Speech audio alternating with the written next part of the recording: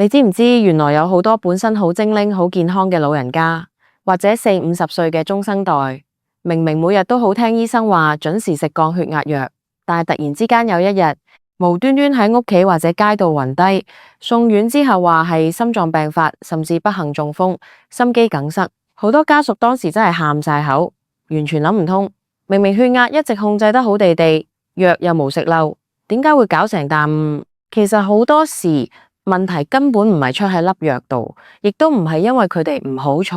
而係因為佢哋喺食完血壓藥之後，無意中食咗一啲以為好健康、好平常嘅嘢食。呢啲嘢食一遇到降血壓藥，就會喺你體內變成一個致命嘅隱形定時炸彈。今次我就想同大家揭開呢個90%人都唔知嘅危險真相。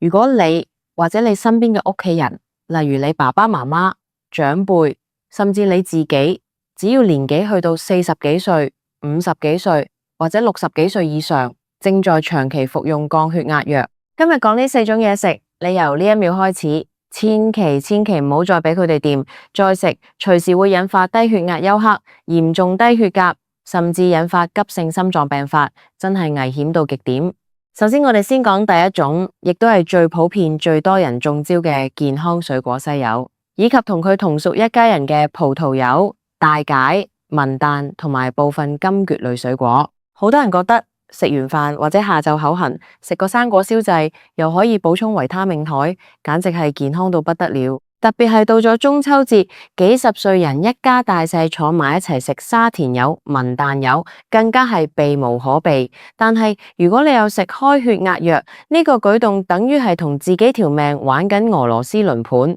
點解會淡？因為西柚呢類水果入面含有一種叫做呋喃香豆素嘅成分，呢種成分非常之霸道，它會直接抑制我哋肝臟入面負責代謝藥物嘅一種酵素。講得簡單直接啲，平時你食粒血壓藥落肚，肝臟嘅酵素會好似個工人群隊擔，定時定候幫你化解同排走一部分藥力，令到你體內嘅藥物濃度維持喺一個安全同穩定嘅水平。但係當你食咗西柚或者飲咗一啖西柚汁之後，呢啲呋喃香豆素就會衝過去，將你肝臟入面嘅酵素工人全部打暈，封鎖晒。結果會點？你食落肚粒血壓藥根本冇辦法正常代謝，它會全部堆積喺你嘅血液入面，令到你血液入面嘅藥物濃度瞬間爆升幾倍，甚至10幾倍。原本醫生開俾你嘅藥量係啱啱好幫你控制血壓嘅，但係因為西柚嘅影響，呢粒藥嘅藥效突然被放大咗好多倍，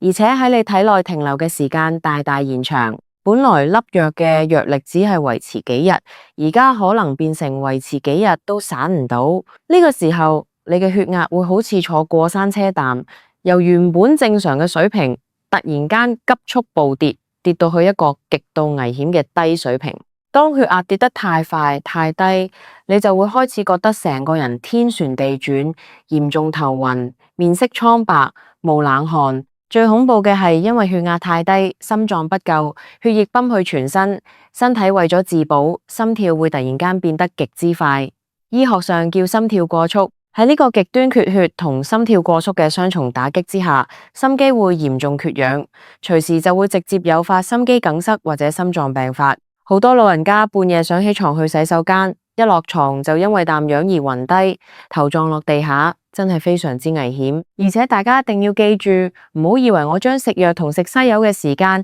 隔開幾個鐘就冇事喎。科學研究已經證實咗，西柚對肝臟酵素嘅抑制作用可以維持長達24個鐘，甚至到咗2、3日之後，嗰種影響依然存在。所以只要你係長期每日都要食血壓藥嘅人，最安全嘅做法係一啖西柚都唔好掂，完全喺你嘅餐單入面剔除它。跟住落嚟，我哋講第二種大家以為好有營養，每日都食嘅嘢，食香蕉以及其他好似釋迦、奇異果呢類高鉀水果。聽到呢度，你可能會好奇怪，香蕉唔係對身體好好嘅咩？而且香蕉含有好多鉀離子，平時健康講座都話吸收多啲鉀可以幫助身體排出多餘嘅鈉，從而達到降血壓嘅效果。點解食咗血壓藥之後反而唔可以食香蕉？冇錯，對於一個無食藥嘅正常人嚟講，食香蕉確實有助控壓，但問題就出喺你食緊嘅血壓藥種類上面。喺臨床上有幾類非常常用嘅降血壓藥，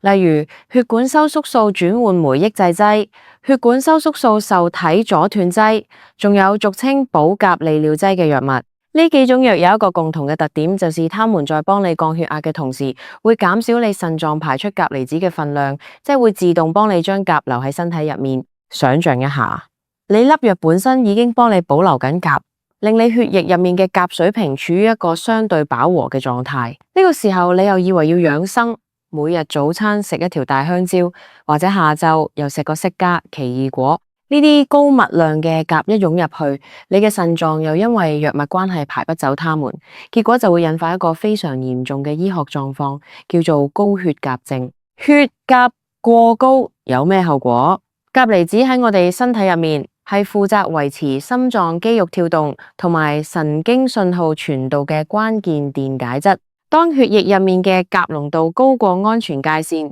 心臟嘅電流傳導就會完全被打亂。一開始你可能會覺得個人有啲無力、手腳麻痹、肌肉痠痛，或者個人容易攰。你可能以為自己只係唔夠睡眠，但其實你嘅心臟已經開始頂唔順。隨着鉀濃度繼續升高，你嘅心跳會變得好不規則，出現嚴重的心律不整。如果情況再惡化，心臟隨時會突然間停頓，引發猝死。呢種危險唔係慢慢累積幾個月先出現，而係可以喺你食完幾條香蕉之後嘅短短幾個鐘頭入面，令血鉀升到危險水平而瞬間發生。所以如果醫生開俾你嘅血壓藥係屬於呢幾類，你在飲食上一定要特別小心高鉀食物。除咗香蕉之外，好似煙燻嘅肉類、加工罐頭、濃厚嘅肉湯、雞精，甚至好多人為咗健康而轉用嘅低鈉鹽或者薄鹽醬油，都要盡量避免。因為呢啲低鈉鹽往往係用鉀嚟代替鈉，你以為用它最易好健康，其實係源源不絕咁將鉀送入體內，簡直係將自己推入火坑。當然，並非所有血壓藥都會保鉀，有啲利尿劑反而會排出鉀，所以最穩陣嘅做法係一定要睇清楚自己藥袋上嘅標籤，或者直接去問下藥劑師。第三種要叫停嘅食物，可能好多鍾意食日本菜或者注重腸道健康嘅朋友會大吃一驚。呢種就是納豆以及其他富含維他命肽嘅深綠色葉菜和發酵食品。講到納豆，近年真係被奉為養生神物，好多人都話它含有納豆激酶，可以通血管、清血脂，對心血管極之有益。但如果你本身除咗高血壓之外，心臟仲有些少問題，例如有心房顫動或者做過心瓣手術，醫生通常會同時開一種抗凝血藥，即係俗稱嘅薄血藥俾你。最經典嘅一隻藥名叫做華法林。呢種薄血藥嘅運作原理係透過抑制維他命殼嘅功能，去阻止血液過度凝固，從而預防腦中風或者心肌梗塞。然而，納豆入面含有極之高濃度嘅維他命殼，你這邊廂食藥去壓制維他命海，那邊廂又大口大口咁食納豆，或者大量食韭菜、菠菜呢啲深綠色蔬菜，將大量維他命海補回身體。呢種行為等於直接將薄血藥嘅藥效完全抵消、破壞晒。當藥效被抵消，你嘅血液就會重新變得濃稠，容易喺血管入面形成血栓。呢啲血栓一旦隨着血液循環衝去大腦，就會造成出血性或者缺血性腦中風。如果衝去心臟，就會塞住冠狀動脈，引發急性心肌梗塞。你以為自己食納豆係喺度保護血管，點知到頭來反而因為它抵消咗藥力，加速咗心臟病發嘅風險。所以有服用薄血藥配合血壓治療嘅朋友，納豆呢種嘢食真係一啖都嫌多。最後第四種食物，亦都係香港人生活入面最難戒掉，但又偏偏最容易同血壓藥產生強烈相衝嘅，就是含高咖啡因嘅飲品同食物，包括每日必飲嘅港式奶茶、齋啡、濃茶，甚至係高純度嘅黑朱古力。我知道對於好多返工一族或者幾十歲嘅打工仔嚟講，朝早一杯熱咖啡，或者下晝3點3去茶餐廳飲杯茶酒、齋啡，係生活嘅精神支柱。但咖啡因本身就是一種強烈嘅中樞神經興奮劑，它會刺激你嘅交感神經，令到心跳加快、血管收縮。如果你服用緊嘅降血壓藥係屬於乙型交感神經阻斷劑，呢種藥嘅目的本來係要幫你放鬆神經、減慢心跳，等心臟可以好好休息，從而令血壓降落嚟。但當你一飲杯濃啡或者港式奶茶，裡面嘅高濃度咖啡因就會頂撞粒藥，直接抵消咗藥物嘅放鬆作用。結果你雖然食咗藥，但因為咖啡因嘅刺激，你嘅血管依然處於收縮狀態，血壓不降反升。更糟糕嘅係，藥物同咖啡因喺體內拉鋸，會令到你嘅心率變得非常之不穩定，容易出現心慌、心悸。對於一啲心臟本身已經有勞損或者有冠心病底子嘅人嚟講，這種突然其來嘅心臟負擔爆升，極之容易成為引發心絞痛甚至急性心臟病發嘅導火線。再加上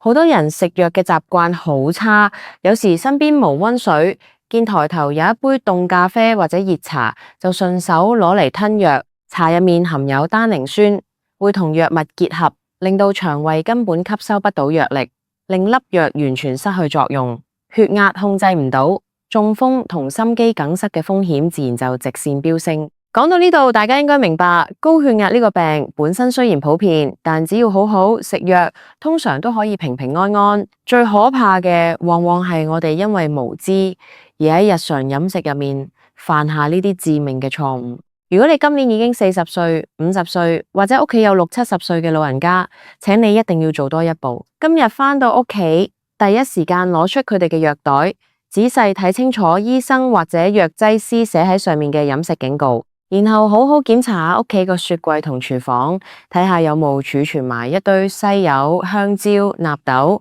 或者好濃嘅茶葉同咖啡，健康掌握喺自己手入面。好多時知多一點點，明白呢啲嘢食同藥物之間嘅相衝機制，喺關鍵時刻真係可以救返自己或者屋企人一命。希望由今日開始，大家都可以食得安全、食得健康，遠離心臟病同中風嘅威脅。